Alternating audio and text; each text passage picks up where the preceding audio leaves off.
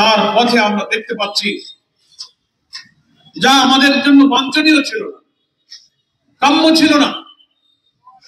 Fascist আমাদের দেশ থেকে বিদায় হয়েছে, কর্তৃত্ববাদী শাসনের ভিত্তি আমরা ধ্বংস করেছি। যে রাষ্ট্র কাঠামো থাকার কারণে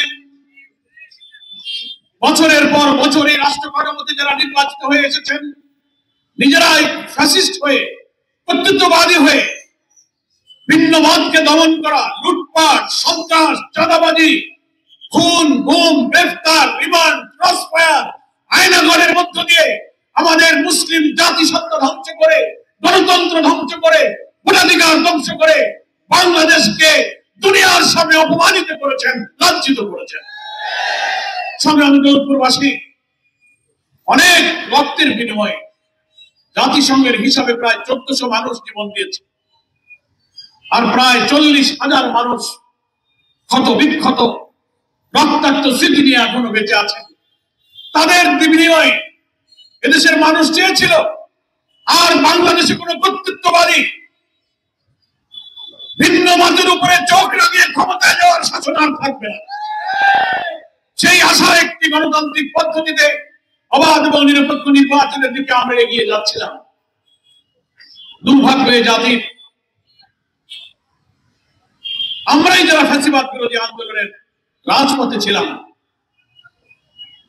তাই অনেকে বক্তৃতায় বলেন ব্যক্তির চেয়ে দল বড়, দলের চেয়ে দেশ বড়। কিন্তু রাষ্ট্রের স্বার্থে, জনগণের স্বার্থে যখন নিজের স্বার্থ ত্যাগের প্রশ্ন আসে, তখন তাদের ফর্মুলাটা উল্টে যায়। কি উল্টে যায়? দেশের চেয়ে দল বড়, দলের চেয়ে ব্যক্তি বড়।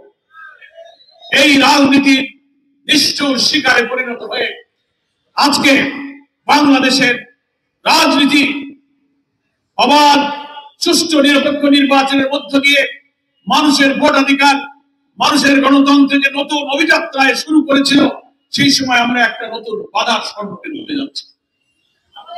বক্তব্য খুব দীর্ঘ না করে আপনাদের কাছে সংক্ষেপে আমি দুটো কথা বলতে চাই। আপনাদের মধ্যে নিশ্চয়ই একটা প্রশ্ন, একটা উদ্বেগ, একটা কৌতূহল, বাংলাদেশের রাজনীতির সামনে কি হতে যাচ্ছে। জাতীয় সংসদ নির্বাচন, অন্তর্বর্তীকালীন সরকার যে টাইম লাইন ঘোষণা করেছেন, ফেব্রুয়ারিতে নির্বাচন হবে। আমরা জামাত ইসলামী আমাদের সংগ্রামে আমির, বাংলাদেশের 18 কোটি মানুষের নন্দিত নেতা, নতুন বাংলাদেশের সম্প্রসারণের একটা শফিকুর রহমানই প্রথম নির্বাচনের দাবি করে বলেছিলেন 26 সালের রমজানের আগেই আমরা জাতীয় নির্বাচন চাই। প্রকারান্তরে সেই দিকেই নির্বাচনের লক্ষ্যে জাতি এগিয়ে যাচ্ছিল।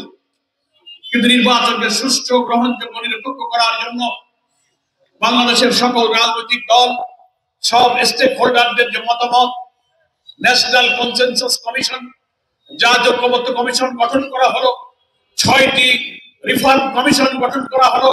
অন্তর্বর্তীকালীন সরকার সকল দলকে ডেকে সর্বদলীয় মিটিং করে রাষ্ট্রের সব সংস্কারের মধ্যে দিয়ে একটা নতুন রাষ্ট্র গঠনের জন্য সবার সহযোগিতা চাইলেন।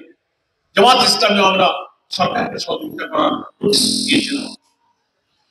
আমরা আশা করেছিলাম সবাই মিলে 9টা মাস চেষ্টা করে আমরা যে সংস্কারের একমত হলাম, যে জুলাই চার্টার আমরা স্বাক্ষর করলাম, জুলাই ডিক্লারেশনে আমরা একমত হইলাম, এবং ঐক্যমত্য কমিশন যেসব রাষ্ট্রের সংস্কার করে একটা ঐতিহাসিক পরিবর্তনের প্রস্তাব করেছিল, আমরা ভেবেছিলাম সকল দল একমত হয়ে এই সংস্কার প্রস্তাব মেনে নিয়ে আমরা আগামী 2026-এর ফেব্রুয়ারিতে আমরা নির্বাচনে যাব ইনশাআল্লাহ। কিন্তু